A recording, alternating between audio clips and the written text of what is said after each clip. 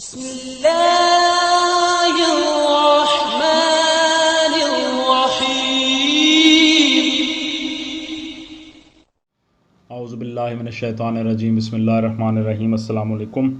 آج آپ کا میزبان ڈاکٹر کاشف بشیر تفہیم القرآن سیریز کی قسط نمبر 438 کے ساتھ آپ کے سامنے حاضر خدمت ہے، جس میں ہم انشاءاللہ العزیز سورہ صافات کی آیت نمبر 112 اور 113 کا ترجمہ اور تفسیر آپ کے سامنے پیش کریں گے، اور اس حصے کا موضوع ہے حضرت ابراہیم علیہ السلام کی قربانی۔ بسم اللہ الرحمن الرحیم۔ وَبَشَّرْنَاهُ بِإِسْحَاقَ نَبِيًّا مِّنَ الصَّالِحِينَ۔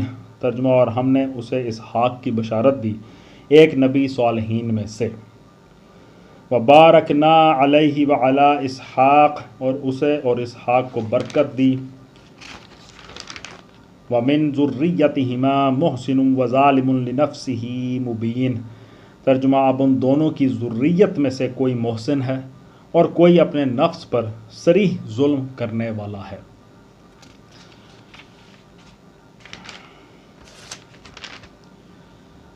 اور اسے اور اسحاق کو برکت دی۔ تفسیر میں آتا ہے، یہاں پہنچ کر یہ سوال ہمارے سامنے آتا ہے کہ حضرت ابراہیم علیہ السلام اپنے صاحبزادے کو قربان کرنے کے لیے آمادہ ہوئے تھے، اور جنہوں نے اپنے آپ کو خود اس قربانی کے لیے پیش کر دیا تھا وہ کون تھے؟ سب سے پہلے اس سوال کا جواب ہمارے سامنے بائبل کی طرف سے آتا ہے، اور وہ یہ ہے کہ خدا نے ابراہیم کو آزمایا اور اسے کہا، اے ابراہیم، تو اپنے بیٹے اسحاق کو جو تیرا اکلوتا ہے اور جسے تو پیار کرتا ہے ساتھ لے کر موریہ کے ملک میں جا، اور وہاں اسے پہاڑوں میں سے ایک پہاڑ پر جو میں تجھے بتاؤں گا سوختنی قربانی کے طور پر چڑھا۔ ریفرنس ہے پیدائش باب نمبر 22 صفحہ نمبر 1 سے 2۔ اس بیان میں ایک طرف تو یہ کہا جا رہا ہے کہ اللہ تعالیٰ نے حضرت اسحاق کی قربانی مانگی تھی، اور دوسری طرف یہ بھی کہا جا رہا ہے کہ وہ اکلوتے تھے، حالانکہ خود بائبل ہی کے دوسرے بیانات سے قطعی طور پر یہ ثابت ہوتا ہے کہ حضرت اسحاق اکلوتے نہ تھے۔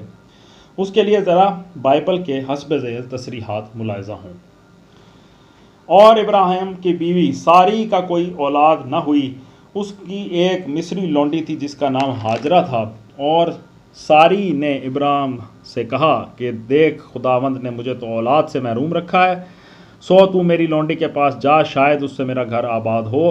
اور ابراہیم نے ساری کی بات مانی، اور ابراہیم کو ملک کنعان میں رہتے 10 برس ہو گئے تھے جب اس کی بیوی ساری نے اپنی مصری لونڈی اسے دی کہ اس کی بیوی بنے، اور وہ ہاجرہ کے پاس گیا اور وہ حاملہ ہوئی۔ ریفرنس ہے پیدائش باب نمبر 16 صفحہ نمبر 1 سے 3۔ پھر آتا ہے جی 16 کے باب نمبر 16 کے صفحہ نمبر 11 پہ، خداوند کے فرشتے نے اس سے کہا کہ تو حاملہ ہے اور تیرے بیٹا پیدا ہوگا، اس کا نام اسماعیل رکھنا۔ اس کے بعد پیدائش کے باب نمبر 17 کی صفحہ نمبر 15 سے 25 میں، جب ابراہیم سے ہاجرہ کے اسماعیل پیدا ہوا تب ابراہیم 86 برس کا تھا، اور خداوند نے ابراہیم سے کہا کہ ساری جو تیری بیوی ہے اس سے بھی تجھے ایک بیٹا بخشوں گا، تو اس کا نام اسحاق رکھنا، جو اگلے سال اسی وقت معین پر سارہ سے پیدا ہوگا۔ تب ابراہیم نے اپنے بیٹے اسماعیل کو اور گھر کے سب مردوں کو لیا، اور اسی روز خدا کے حکم کے مطابق ان کا ختنہ کیا۔ ابراہیم 99 برس کا تھا جب اس کا ختنہ ہوا، اور جب اسماعیل کا ختنہ ہوا تو وہ 13 برس کا تھا۔ پھر پیدائش کے باب نمبر 21 کے صفحہ نمبر 5 پہ آیا کہ اور جب اس کا بیٹا اسحاق اس سے پیدا ہوا تو ابراہیم 100 برس کا تھا۔ اب یہاں ان مثالوں سے بائبل کی تضاد بیانی صاف کھل جاتی ہے۔ ظاہر ہے کہ 14 برس تک تنہا حضرت اسماعیل علیہ السلام ہی حضرت ابراہیم علیہ السلام کے بیٹے تھے۔ اب اگر قربانی اکلوتے بیٹے کی مانگی گئی تھی تو وہ حضرت اسحاق کی نہیں بلکہ حضرت اسماعیل کی تھی، کیونکہ وہی اکلوتے تھے۔ اور اگر حضرت اسحاق علیہ السلام کی قربانی مانگی گئی تھی تو پھر یہ کہنا غلط ہے کہ اکلوتے بیٹے کی قربانی مانگی گئی تھی۔ اس کے بعد اب ہم اسلامی روایات کو دیکھتے ہیں، اور ان میں سخت اختلاف پایا جاتا ہے۔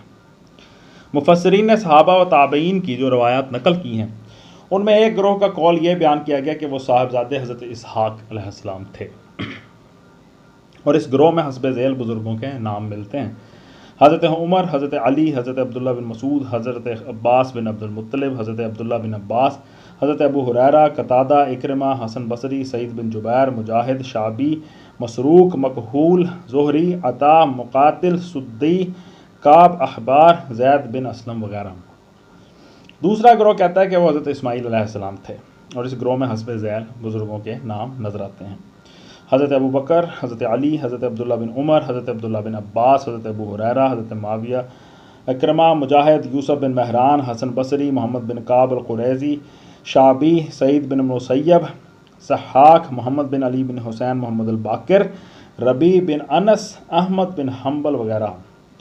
ان دونوں فہرستوں کا تقابل کیا جائے تو متعدد نام ان میں مشترک نظر آتے ہیں، یعنی ایک ہی بزرگ سے دو مختلف قول منقول ہوئے ہیں۔ مثلا حضرت عبداللہ بن عباس سے اکرمہ یہ قول نقل کرتے ہیں کہ وہ صاحبزادے حضرت اسحاق علیہ السلام تھے، مگر انہی سے عطا بن ابی رباح یہ بات نقل کرتے ہیں کہ یہودیوں کا دعویٰ ہے کہ وہ اسحاق تھے، مگر یہودی جھوٹ کہتے ہیں۔ اسی طرح حضرت حسن بصری سے ایک روایت ہے کہ وہ حضرت اسحاق علیہ السلام کے ذبیح ہونے کے قائل تھے، مگر عمرو بن عبید کہتے ہیں کہ حسن بصری کو اس امر میں کوئی شک نہیں تھا کہ حضرت ابراہیم علیہ السلام کے جس بیٹے کو ذبح کرنے کا حکم ہوا تھا وہ اسماعیل علیہ السلام تھے۔ اس اختلاف روایات کا نتیجہ یہ ہوا کہ علماء اسلام میں سے بعض پورے جزم و وثوق کے ساتھ حضرت اسحاق علیہ السلام کے حق میں رائے دیتے ہیں، مثلا ابن جریر اور قاضی ایاز، اور بعض قطعی طور پر حکم لگاتے ہیں کہ ذبیح حضرت اسماعیل علیہ السلام تھے، مثلا ابن کثیر، اور بعض مذہب میں ہیں مثلا جلال الدین سیوطی۔ لیکن اگر تحقیق کی نگاہ سے دیکھا جائے تو یہ امر ہر شک و شبہ سے بالاتر نظر آتا ہے کہ حضرت اسماعیل علیہ السلام ہی ذبیح تھے۔ اس کے دلائل حسب ذیل ہیں۔ نمبر 1، اوپر قرآن مجید میں اللہ تعالیٰ کا یہ ارشاد گزر چکا ہے کہ اپنے وطن سے ہجرت کرتے وقت حضرت ابراہیم علیہ السلام نے ایک صالح بیٹے کے لیے دعا کی تھی، اور اس کے جواب میں اللہ تعالیٰ نے ان کو ایک حلیم لڑکے کی بشارت دی۔ فہوائے کلام صاف بتا رہا ہے کہ یہ دعا اس وقت کی گئی جب آپ بے اولاد تھے، اور بشارت جس لڑکے کی دی گئی وہ آپ کا پہلا بچہ تھا۔ پھر یہ بھی قرآن ہی کے سلسلہ کلام سے ظاہر ہوتا ہے کہ وہی بچہ جب باپ کے ساتھ دوڑنے چلنے کے قابل ہوتا ہے اسے ذبح کرنے کا اشارہ فرمایا گیا۔ اب یہ بات قطعی طور پر ثابت ہے کہ حضرت ابراہیم علیہ السلام کے پہلوٹھے صاحبزادے حضرت اسماعیل علیہ السلام تھے، نہ کہ حضرت اسحاق علیہ السلام۔ خود قرآن مجید میں صاحبزادوں کی ترتیب اس طرح بیان ہوئی ہے: الحمدللہ الذی وہب لی علی الکبر اسماعیل و اسحاق، سورہ ابراہیم آیت نمبر 39۔ دوسری دلیل، قرآن مجید میں جہاں حضرت اسحاق علیہ السلام کی بشارت دی گئی ہے وہاں ان کے لیے غلام علیم، علم والے لڑکے کے الفاظ استعمال کیے گئے ہیں۔ سورہ زاریات کی آیت نمبر 28، سورہ الحجر کی آیت نمبر 53 میں یہ مثال ملتی ہے، مگر یہاں جس لڑکے کی بشارت دی گئی ہے اس کے لیے غلام حلیم، بردبار لڑکے کے الفاظ استعمال ہوئے ہیں۔ اس سے ظاہر ہوتا ہے کہ دو صاحبزادوں کی دو نمایاں صفات الگ الگ تھیں، اور ذبح کا حکم غلام علیم کے لیے نہیں بلکہ غلام حلیم کے لیے تھا۔ تیسرا دلیل، قرآن مجید میں حضرت اسحاق علیہ السلام کی پیدائش کی خوشخبری دیتے ہوئے ساتھ ہی ساتھ یہ خوشخبری بھی دے دی گئی تھی کہ ان کے ہاں یعقوب علیہ السلام جیسا بیٹا پیدا ہوگا۔ سورہ ہود کی آیت نمبر 71، فَبَشَّرْنَاهَا بِإِسْحَاقَ وَمِن وَرَاءِ إِسْحَاقَ یعقوب۔ اب ظاہر ہے کہ جس بیٹے کی پیدائش کی خبر دینے کے ساتھ ہی یہ خبر بھی دی جا چکی ہو کہ اس کے ہاں ایک لائق لڑکا پیدا ہوگا، اس کے متعلق اگر حضرت ابراہیم علیہ السلام کو یہ خواب دکھایا جاتا کہ آپ اسے ذبح کر رہے ہیں تو حضرت ابراہیم علیہ السلام اس سے کبھی یہ نہ سمجھ سکتے تھے کہ اس بیٹے کو قربان کر دینے کا اشارہ فرمایا جا رہا ہے۔ علامہ ابن جریر اس دلیل کا یہ جواب دیتے ہیں کہ ممکن ہے یہ خواب حضرت ابراہیم علیہ السلام کو اس وقت دکھایا گیا ہو جب حضرت اسحاق علیہ السلام کے ہاں حضرت یعقوب علیہ السلام پیدا ہو چکے ہوں، لیکن در حقیقت یہ اس دلیل کا نہایت ہی غیر معقول جواب ہے۔ قرآن مجید کے الفاظ یہ ہیں کہ جب وہ لڑکا باپ کے ساتھ دوڑنے چلنے کے قابل ہو گیا تب یہ خواب دکھایا گیا۔ ان الفاظ کو جو شخص بھی خالی و ذہن ہو کر پڑھے گا اس کے سامنے 8-10 برس کے بچے کی تصویر آئے گی۔ کوئی شخص بھی یہ تصور نہیں کر سکتا کہ جوان صاحب اولاد بیٹے کے لیے یہ الفاظ استعمال کیے گئے ہوں۔ چوتھی دلیل، اللہ تعالیٰ سارا قصہ بیان کرنے کے بعد آخر میں فرماتا ہے کہ ہم نے اسے اسحاق کی بشارت دی، ایک نبی صالحین میں سے۔ اس سے صاف معلوم ہوتا ہے کہ یہ وہی بیٹا نہیں ہے جسے ذبح کرنے کا اشارہ کیا گیا تھا، بلکہ پہلے کسی اور بیٹے کی بشارت دی گئی، پھر جب وہ باپ کے ساتھ دوڑنے چلنے کے قابل ہوا تو اسے ذبح کرنے کا حکم ہوا، پھر جب حضرت ابراہیم اس امتحان میں کامیاب ہو گئے تب ان کو ایک اور بیٹے اسحاق علیہ السلام کے پیدا ہونے کی بشارت دی گئی۔ یہ ترتیب واقعات قطعی طور پر فیصلہ کر دیتی ہے کہ جن صاحبزادوں کو ذبح کرنے کا حکم تھا وہ حضرت اسحاق علیہ السلام نہیں تھے، بلکہ وہ ان سے کئی برس پہلے پیدا ہو چکے تھے۔ علامہ ابن جریر اس صریح دلیل کو یہ کہہ کر رد کر دیتے ہیں کہ پہلے صرف حضرت اسحاق علیہ السلام کو پیدا ہونے کی بشارت دی گئی تھی، پھر جب وہ خدا کی خوشنودی پر قربان ہونے کے لیے تیار ہو گئے تو اس کا انعام اس شکل میں دیا گیا کہ ان کے نبی ہونے کی خوشخبری دی گئی۔ لیکن یہ ان کے پہلے جواب سے بھی زیادہ کمزور ہے۔ اگر فی الواقع بات یہی ہوتی تو اللہ تعالیٰ یوں نہ فرماتا کہ ہم نے اس کو اسحاق کی بشارت دی ایک نبی صالحین میں سے، بلکہ یوں فرماتا کہ ہم نے اس کو یہ بشارت دی کہ تمہارا یہی لڑکا ایک نبی ہوگا صالحین میں سے۔ پانچویں دلیل، معتبر روایات سے یہ ثابت ہوتا ہے کہ حضرت اسماعیل علیہ السلام کے فدیے میں جو مینڈھا ذبح کیا گیا تھا اس کے سینگ خانہ کعبہ میں حضرت عبداللہ بن زبیر کے زمانے تک محفوظ تھے۔ بعد میں جب حجاج بن یوسف نے حرم میں ابن زبیر کا محاصرہ کیا اور خانہ کعبہ کو مسمار کر دیا تو وہ سینگ بھی ضائع ہو گئے۔ ابن عباس اور عامر شعبی دونوں اس امر کی شہادت دیتے ہیں کہ انہوں نے خود خانہ کعبہ میں یہ سینگ دیکھے ہیں۔ ابن کثیر اس کا ریفرنس ہے۔ یہ اس بات کا ثبوت ہے کہ قربانی کا یہ واقعہ شام میں نہیں بلکہ مکہ معظمہ میں پیش آیا تھا اور حضرت اسماعیل علیہ السلام کے ساتھ پیش آیا تھا، اسی لیے حضرت ابراہیم و اسماعیل کے تعمیر کردہ خانہ کعبہ میں اس کی یادگار محفوظ رکھی گئی تھی۔ چھٹی دلیل، یہ بات صدیوں سے عرب کی روایات میں محفوظ تھی کہ قربانی کا یہ واقعہ منا میں پیش آیا تھا، اور یہ صرف روایت ہی نہ تھی بلکہ اس وقت سے نبی صلی اللہ علیہ وآلہ وسلم کے زمانے تک مناسک حج میں یہ کام بھی برابر شامل چلا آ رہا تھا کہ اسی مقام منا میں جا کر لوگ اسی جگہ پر حضرت ابراہیم علیہ السلام جہاں پر انہوں نے قربانی کی تھی جانور قربان کیا کرتے تھے۔ پھر جب نبی صلی اللہ علیہ وآلہ وسلم مبعوث ہوئے تو آپ نے بھی اس طریقے کو جاری رکھا، حتیٰ کہ آج تک حج کے موقع پر 10 ذی الحجہ کو منا میں قربانیاں کی جاتی ہیں۔ 4500 برس کا یہ متواتر عمل اس امر کا ناقابل انکار ثبوت ہے کہ حضرت ابراہیم علیہ السلام کی اس قربانی کے وارث بنی اسماعیل ہوئے ہیں، نہ کہ بنی اسحاق۔ حضرت اسحاق کی نسل میں ایسی کوئی رسم کبھی جاری نہیں رہی جس میں ساری قوم بیک وقت قربانی کرتی ہو اور اسے حضرت ابراہیم علیہ السلام کی قربانی کی یادگار کہتی ہو۔ یہ ایسے دلائل ہیں جن کو دیکھنے کے بعد یہ بات قابل تعجب نظر آتی ہے کہ خود امت مسلمہ میں حضرت اسحاق علیہ السلام کے ذبیح ہونے کا خیال آخر پھیل کیسے گیا۔